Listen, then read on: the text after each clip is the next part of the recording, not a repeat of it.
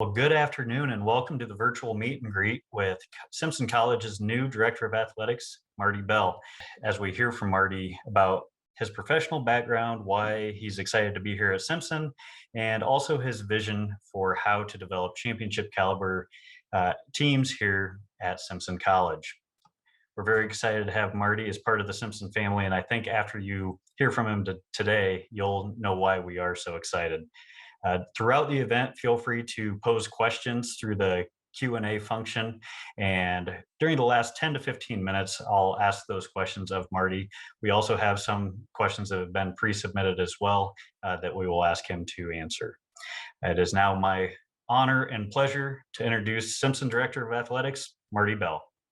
Thank you, Andy. I give you guys credit. You really know how to build up an event. We canceled it, kept building the crowd, and building all the anticipation. So I'll try not to disappoint today. But anyhow, thank you for allowing me to spend some time with you all and share my vision and my extreme gratitude for the opportunity I've been given here at Simpson, and my genuine excitement for what I think we have here and what I think we can build on and where we can head to the future. So it's an exciting time.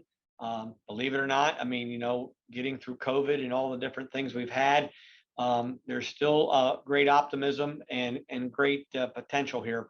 And I think the people that can remove those obstacles, find ways to succeed through those distractions, those are the difficult times of COVID and the challenges that presents, are the ones that are going to make it for the long haul. And so I'll tell you a little bit about myself if you haven't read up.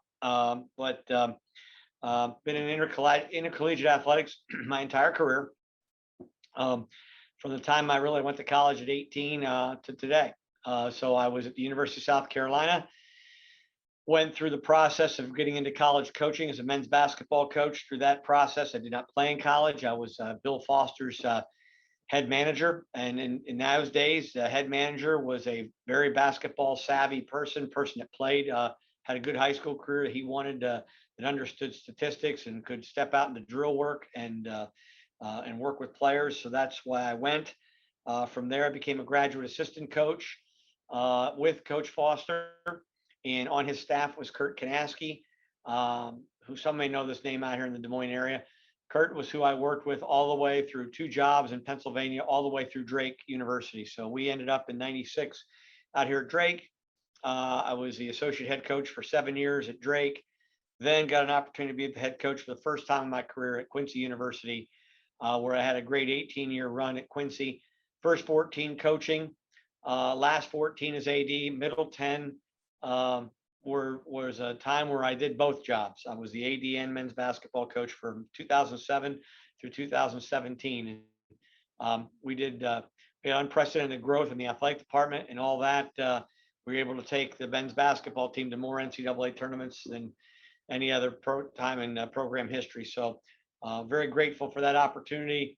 Almost doubled our enrollment in athletics, added over 10 programs to the department, and left it in a very good place. And met my wife when I was at Drake, and she is from Des Moines, born and raised. Family is here. Entire family is here, along with grandchildren. And so she was looking for an opportunity back here to be closer to family. She was in Bob Lane's position at Quincy. She was the VP for advancement. So she took a job in August at Dowling Catholic as their chief fundraising officer. And that made me start looking for opportunities back in the area, and very blessed that a school as prestigious as Simpson had an opening, and even more blessed that I made it through the process all the way to being offered the position. And I accepted literally on the spot when offered. There wasn't much debate. There wasn't much. I had a great interview on campus, met some wonderful people. And I'll tell you, that was the thing that impressed me most were the people. The people here, that's what attracted me to Quincy and made Quincy such a wonderful stop for me in my career. And I anticipate the same type of success and the same type of relationship with the people here. Very collaborative group, very much wanting Simpson to succeed. Team above self, something I deeply believe in. A lot of servant leadership here. people setting the example by the way they do, and get behind what they do.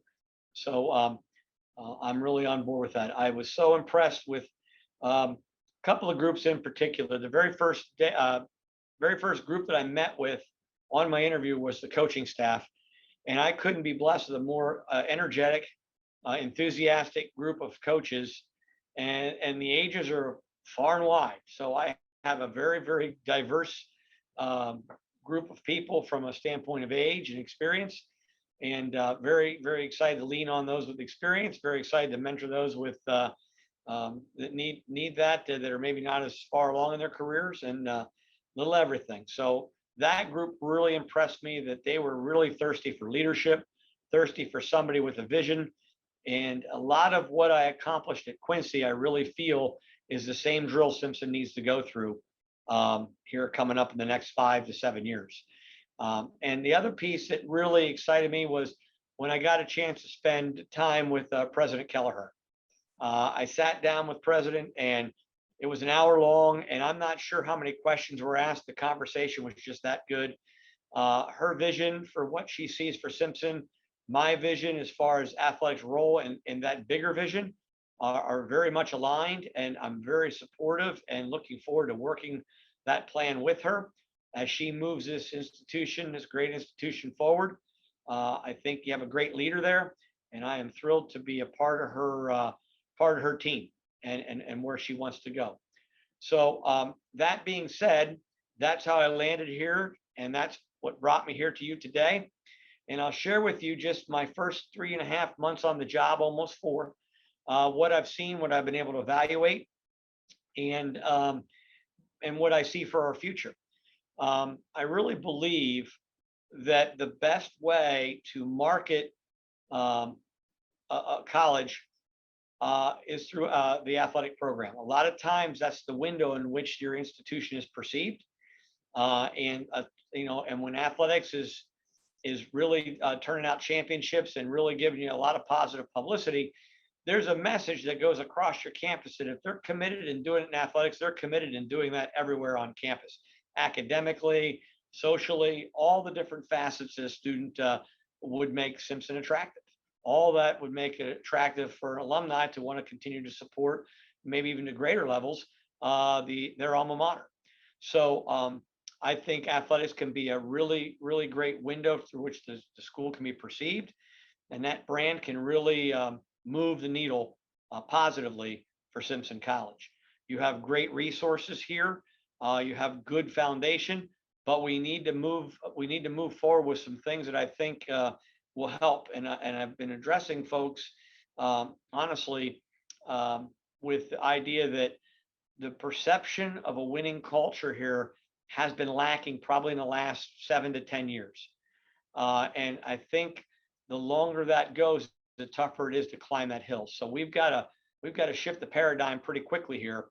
And I think the best way to look at that is through the infrastructure of what exists in athletics and how we can build upon that infrastructure and strengthen our position in the marketplace, which ultimately leads to stronger player potential as far as attracting talented players, but also growing enrollment through new programming and that championship atmosphere that kids want to be a part of, increasing the value added perception that a student is going to have. If they're going to be paying money out of their pocket to go to college, they want to have a chance to play on a winning team and be a part of a winning culture. That gives them a value added piece that they may not get at another school if what their out of pocket cost is the same. So when I address infrastructure, I address basically 3 areas. The first one is staffing. In order for us to have a championship culture and to maximize our roster potential and give kids the experience they feel that they're wanting when they choose Simpson for an intercollegiate athletic experience, we have to make sure we have appropriate staffing levels to give kids the opportunity to develop as players and develop as people, and create a situation where they are a polished and prepared individual when they walk off their stage at graduation at Simpson, prepared for the rest of their life. Athletics can be a great teacher and a great motivator in that area, but you can't do that without a very strong academic program. That was one of the major things that I knew from my days at Drake that Simpson had a very, very strong and robust academic program, very, very talented faculty. So the academic piece is in a great place. And when you can couple that with a good athletic experience, then you really have things move in the right way. So my job is to bring the athletic piece up to where the academic standards are and really create that great mix that student athletes are looking for that separates us and makes us distinct from the competition. So obviously staffing can be a big part of that. A lot of times that's the connection that's made and sustained through recruiting, and staffing can also give you the opportunity to develop your teams with good continuity. So staffing will be one I'm looking at. A lot of this is going from situations where we have several part-time positions, and if we just string those together, we might be able to find full-time employment opportunities and full-time positions that I think create better synergy for teams and better continuity for the student athletes. So first thing I have to look at is where are our opportunities in what sports, and where are we going to look to grow our staffing to make sure that we're maximizing in every area the student athlete experience. The second piece, and the piece that's probably most exciting to people because you can visibly see that, will be facilities. We have some good facilities, but they are in major need of some love, for lack of a better way. And we need some new structures to really support the roster goals that I think that we're going to need to have to help sustain the institution long term. With shrinking populations in our surrounding states and including the state of Iowa of available high school students, the market has become much more saturated. There's going to be less students to recruit, but there's not going to be less colleges. So it's going to be tougher and tougher to create that hook to bring students in. And that's where I think moving forward with some athletic upgrades will really help us create that perception of commitment, that value added proposition that'll separate us, as I've said before, from the competition. So there's really four pieces to the projects that I'm looking at. Two are existing facilities and two are new facilities in the making. And so we'll start with the existing projects that we have, or the existing facilities, excuse me, that we have. One would be Coles Fieldhouse, looking to do some major upgrades in there with new flooring, new HVAC system, new locker room configuration, so that we can have dedicated locker room space for teams so they don't have to shift out of their locker room when their season ends. That is something I know all of our competition supports and has, and quite frankly, uses it against us in recruiting. We don't have permanent homes for our teams, and we need to create that. So reconfiguring Coles in a way with new seating, new HVAC, new entrance, making it more of arena feel, new seating with some chairback opportunities so we can generate greater revenue through season ticket campaigns and better options, I think are going to be great for our volleyball and basketball programs. And obviously, I'm giving you a 30,000-foot view because we don't have hours to go through all these things. But you'll be seeing in the future a strategic plan from athletics. It'll be a part of our, be a component of our overall strategic plan under President Kelleher. That athletics will have a major factor in that vision for the future. The next facility that exists is Buxton Stadium. We're looking at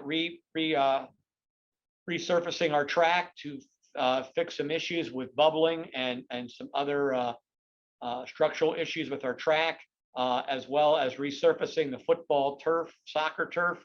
It's on year 11. There's a shelf life of about 8 to 10 years on turf. That's what they're warranted for, and they're warranted for that for a reason. We're going to be on year 11, so we have plans to maybe move the needle on that as early as next summer in taking care of our track and our turf in the Buxton Stadium. Part of that piece will also be looking at creating turf infields for baseball and softball as a part of that turf project. That's something new on the horizon that came through all this because of the group pricing that we can get on all that. It's come into us at it's a very good look, and it might be a good time to take advantage of that, but more to come on that later. The other piece of Buxton that we're going to do is a complete redo of the west side with new locker room facilities for football and soccer, a new press box with luxury suites and a working press area, new seating with chairback seating as well. So lots more to come on that. And then our two new projects that will come will be an indoor hitting facility for baseball and softball and golf, with team rooms, locker rooms, and the works. It'll be located somewhere near the baseball softball complex currently. And then also located in that area will be the last piece, which I think will be very impressive, which will be a 200-meter indoor track, kind of a bubble, if you will. You've seen athletic bubbles with a 200-meter indoor track with a 65-yard infield of turf, along with 2 indoor tennis courts, and then team rooms for track and field and tennis in that facility. So we would have homes for everybody, ample training space to combat the Iowa elements early and often, and give kids the opportunity to really develop as student athletes, especially in their chosen sport. And I think when you have all those facilities working together, you have more practice time. They're not overlapping. Kids aren't squeezing their day in and having to do things far and wide at weird times. And I think that makes for a better experience, a more well-rounded experience, something that fits the Division III philosophy, where they have more time socially, more time academically, more time athletically. There's a much better balance when you have facilities that can accommodate all your athletes and not have to worry about the jigsaw puzzle of when teams can practice, because you have limited space for that to happen. The third and final piece will be sponsorships and fundraising to enhance the operational funds for programs. I think we are leaving a lot of money on the table right now, and there's great opportunities with video boards and advertising and sponsorships and our fundraisers. We're looking at retooling some of our fundraisers, but really those are for support of programs. And we want to, at one point in time, once we get to a good operational funding situation, then look for internal program enhancements within those programs, because all the infrastructure pieces of facilities I've talked about, we're going to need seed money down the road to keep the deferred maintenance up to par. So we're going to need to create funds that we can put away for a rainy day when we have to replace certain elements of those facilities. So that's kind of the story. I could give a lot more detail, but excuse me, I put enough out there that probably will fuel a lot of questions. So Andy, I think I'll pause here if you think that's a good place to pause. And if you think I've covered things, are there things that you'd like me to talk about beyond what I've shared? Oh, that sounds great. And I think that turning it over to question and answer will be great right now. So if you have questions, feel free to just use the Q&A button at the bottom and type those in, because I have some that were pre-submitted as well. But one did come in regarding the turf replacement. And will the entire sports field be renovated, including the substructure or profile under the turf, or will it just be the top level? It'll just be the top level. That's why it comes such a great savings. One of the great things about turf is your cost is always on the first time, because everything underneath is where your cost is involved, your drainage and all the structures, soil stabilization, all the things that go underneath the rug are where you spend a lot of your money the first time around. That's been done. That's already been, I've already had the company that put our turf in at Quincy come out and do an assessment, and they're working on pricing now.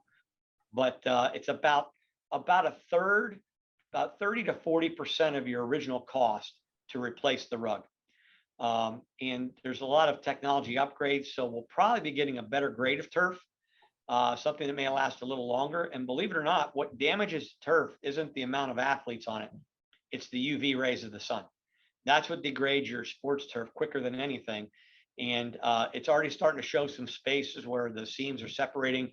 So there's really, it's kind of exciting how we're going to pull all that together, but it will be a lot less expensive than the original project. All right, and then a follow-up on that as well is, would the plan of keeping the surface safe after installation be included in this plan, keeping it uniform, managing the hardness, something that I don't know if we've done in the past or you have experience with for the future? I do. There's a new technology that goes down before you put the rug down. It's an added cost, but it's something I think there's varying levels of that. But we're going to do all the safety measures, because I assume the question is geared towards concussion prevention and whatnot, which is very, very important. And a lot of the replacement turf is including this type of technology in what they put back down to prevent concussions and the industry standards for what goes down underneath the rug to prevent that. So they have already addressed that in their proposal. So I am probably going to move in that direction to make sure we're keeping our athletes as safe as possible. Are there any current sports that you are evaluating to think about adding to what we are already offer? That is a great question because I didn't cover that in my infrastructure piece, but that is definitely a part of the strategic plan. So sports I'm considering currently would be women's wrestling to go with our men's wrestling program.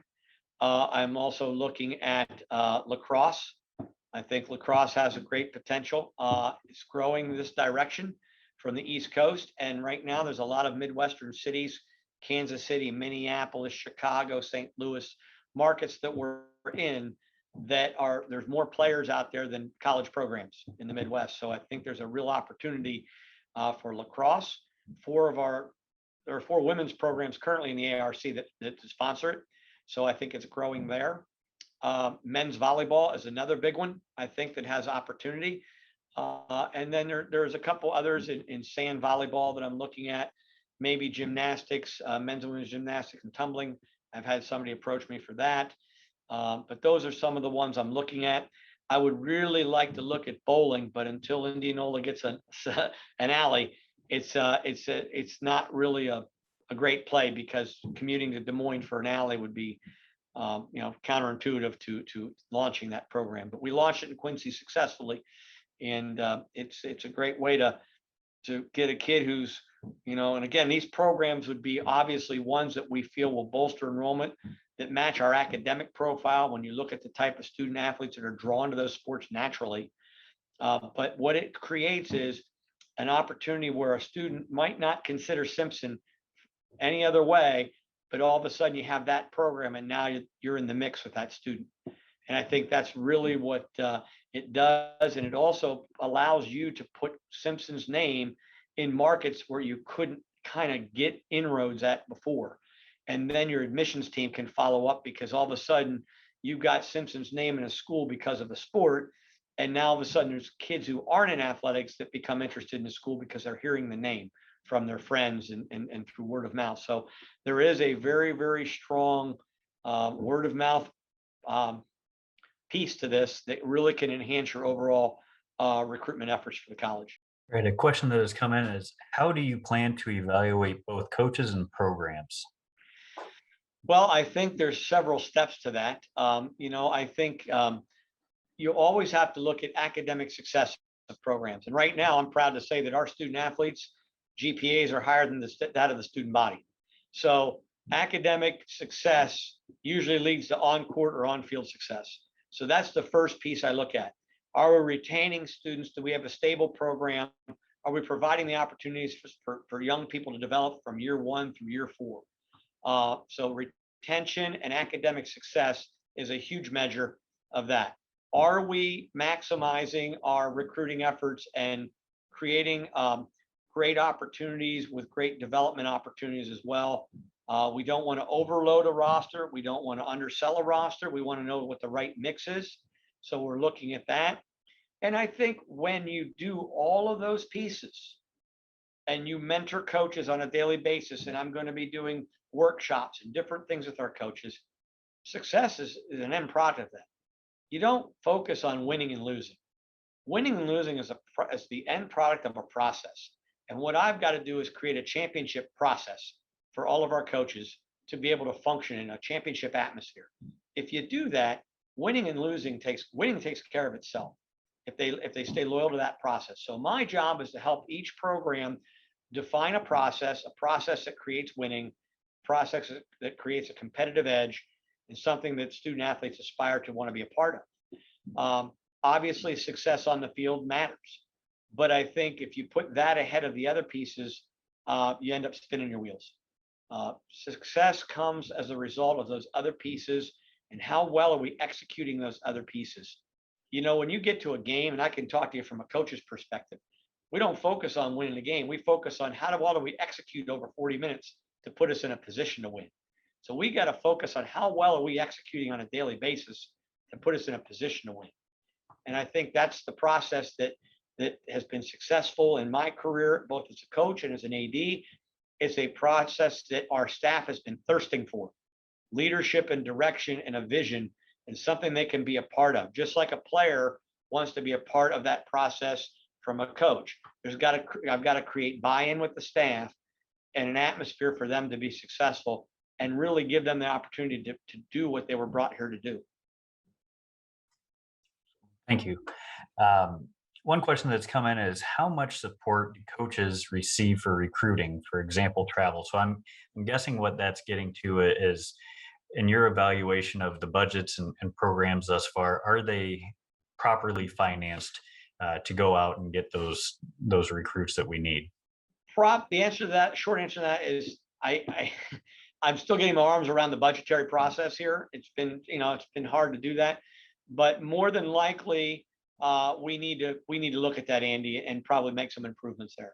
And that's part of that infrastructure that I talked about. That third leg of the stool was the operational funds. Part of that would be recruiting funds.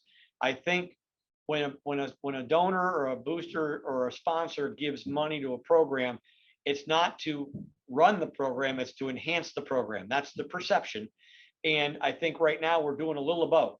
So my goal is if we can bolster enrollment and really create the revenue stream that the institution so vitally needs, then you can start looking at being able to build your operational funds to a greater level. But we've got to be able to, so it's a chicken or the egg kind of thing. Well, if you have more funds to recruit, you might be able to build your enrollment, but you kind of got to do both at the same time. And I think that's the fairest answer I can give.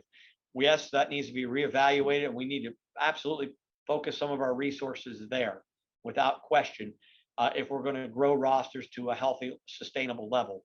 But we also have to do other things in the same process without that in it being able to grow our rosters as well. Thank you. When recruiting both staff and players, would DEI, diversity, equity, and inclusion be threaded through these efforts? Without question. I was very fortunate at Quincy. I served on the Coaching Enhancement National Committee. I was the chair of it for Division II, which was to create grassroots coaching positions, full-time positions through a grant that you brought in underrepresented groups, either gender diversity or ethnic diversity. And we had 2 positions that we actually got funded through the NCAA before I ever got on the committee. So I was able to increase Quincy's diversity, equity, and inclusion through staffing by almost 12% in my time, which was a big move of the needle.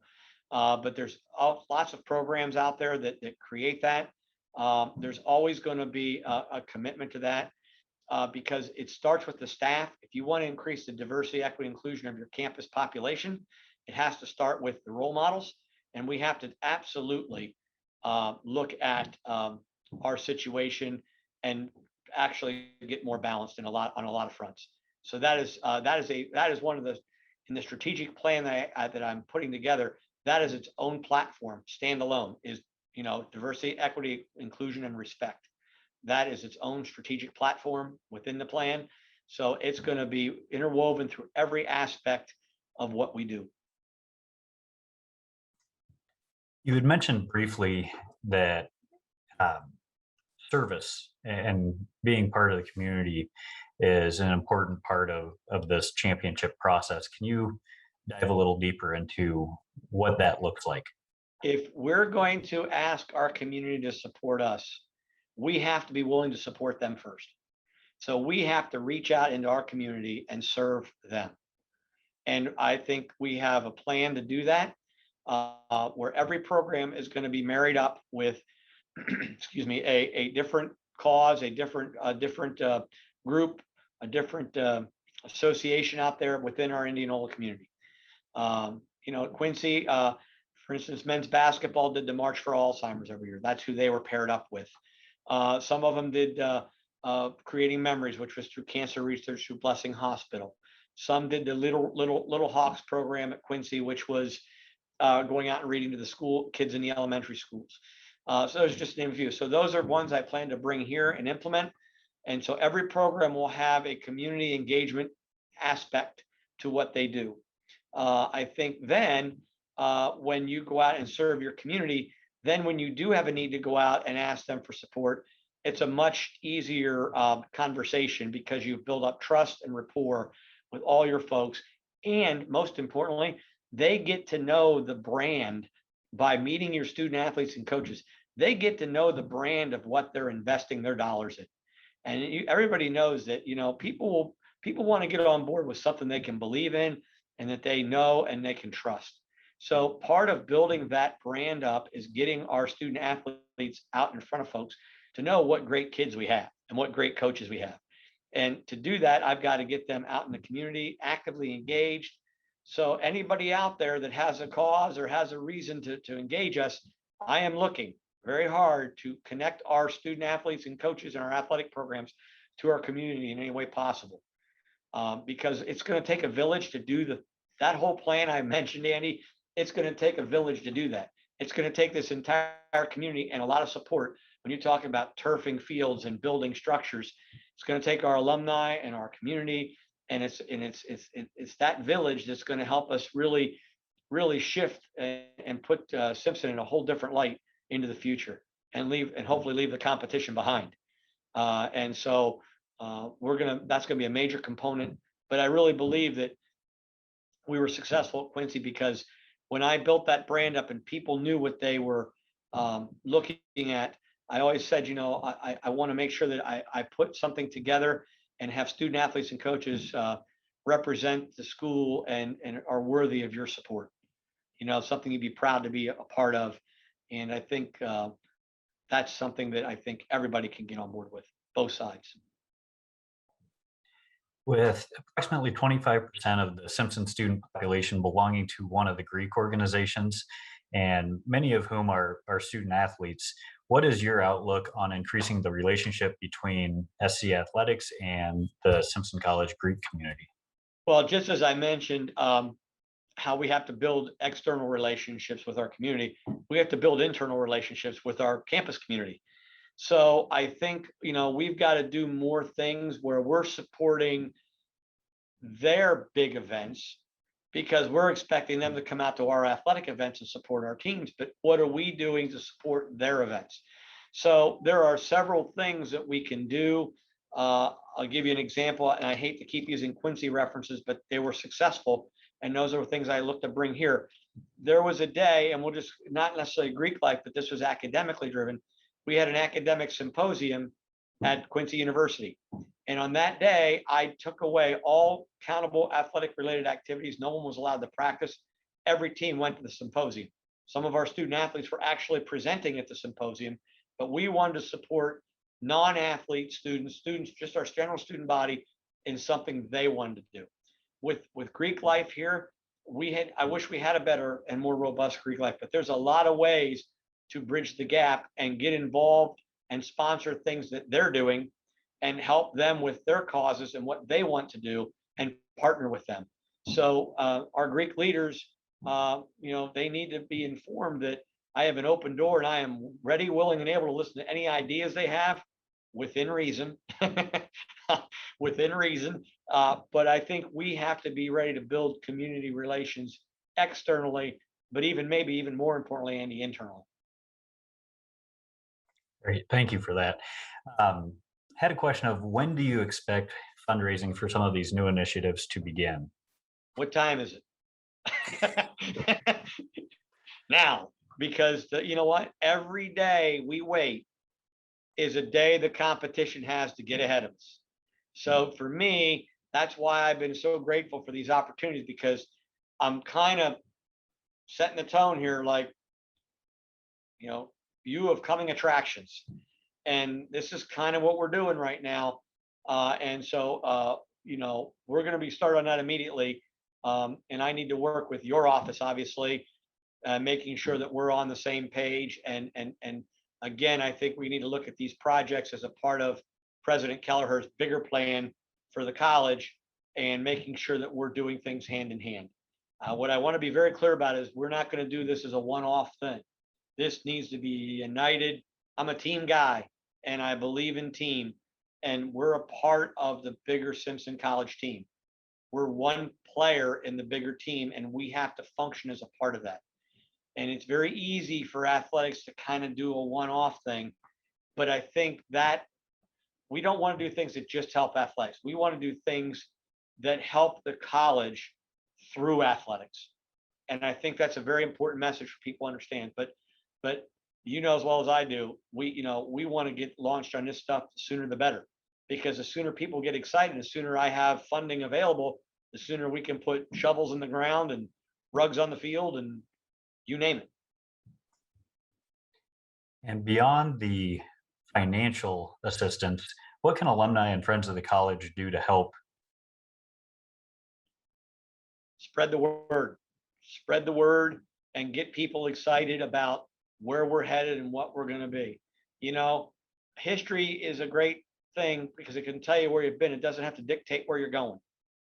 So a lot of times history is helpful to set the tone and know where you're at, but it's all about where you're headed in this day and age. And I think where we're headed is a great place, and people should be excited about that. People will want to be a part of that. And I think the more we can spread the word and be consistent in our messaging about, this is a campus-wide initiative. This is not an athletic piece.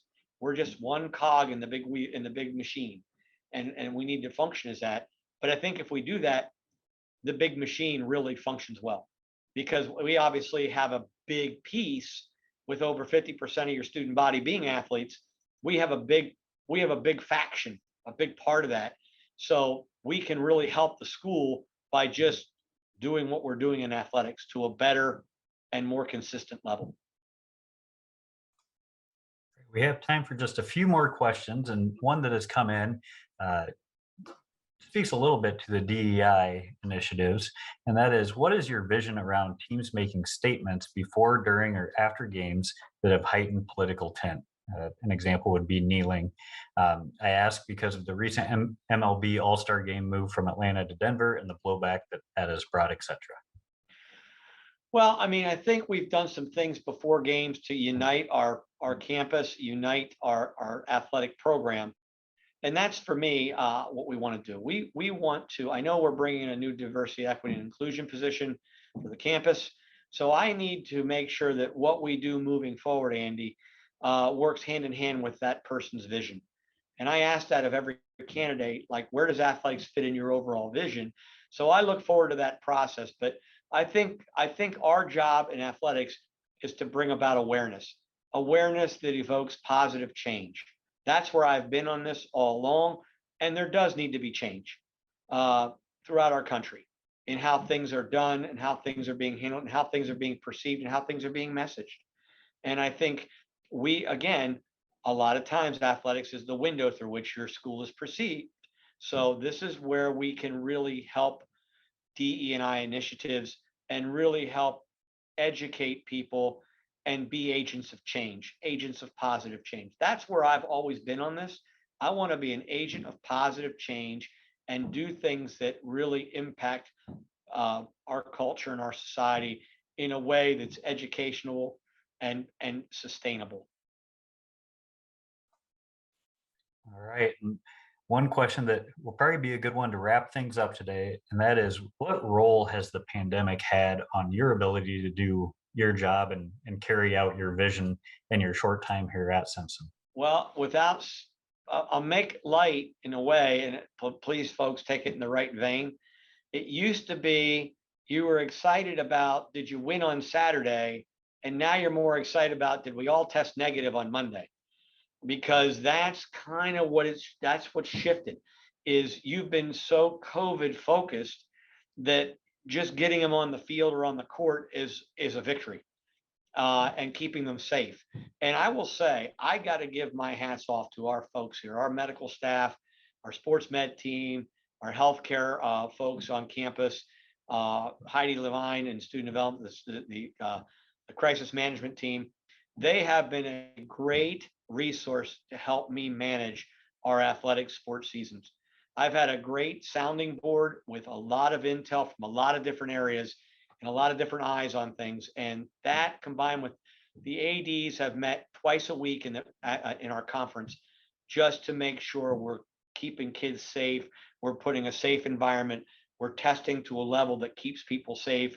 mitigates spread, mitigates risk, and have had to made some tough decisions on having to quarantine or shut teams down. But we've done it in a way that I think has created the least amount of disruption for the student athlete experience. Has it been perfect, Andy? No, not by a long shot. But it's an accomplishment that we got to play a basketball season and win a conference championship, that we got through a soccer season. We're getting through baseball and softball. We got through volleyball. Football was kind of tough because we didn't have that many opportunities. And with it being a high impact sport, it only takes one or two at the wrong position and it can shut the whole thing down. And when you only have a couple of opportunities within a 3-4 week period, you just don't have enough recovery time from the COVID experience to get them back. So that's been tough for that sport. But I think all the others have functioned to a reasonably decent level. No means the experience they thought they were promised. But when the NCAA came out and kind of gave everybody the year back if they wanted to take advantage, I think that kind of helps. And we have several students that are going to do that. So I think it's been a good experience. I think it's been a great eye opener for young people to realize life can change in a moment's notice, and everything you've come to know and expect doesn't always remain the same. And it's taught kids how to do without and how to pivot quickly and realize that there are more things important in sports and life, and you have to prioritize those things. So a lot of great life teaching moments have come through this. It hasn't been all doom and gloom. I think it's all how you take the situations and message them. And you got to find the good in every situation, even if it sounds bad. And I think we've done a lot of good with teaching our young people that life isn't always what you want or what you don't always get what you want. And you have to learn how to work through those distractions and those hurdles because it makes you stronger on the other side. So I think that's been good for our students.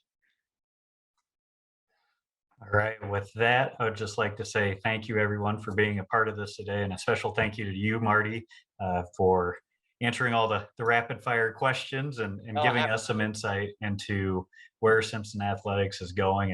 And as I mentioned in the opening, it's definitely something that we can all get excited about as we see improvements in Simpson College athletics moving forward. So thank you all. Yep. Happy to be here, Andy. Proud to be here. Thank you all.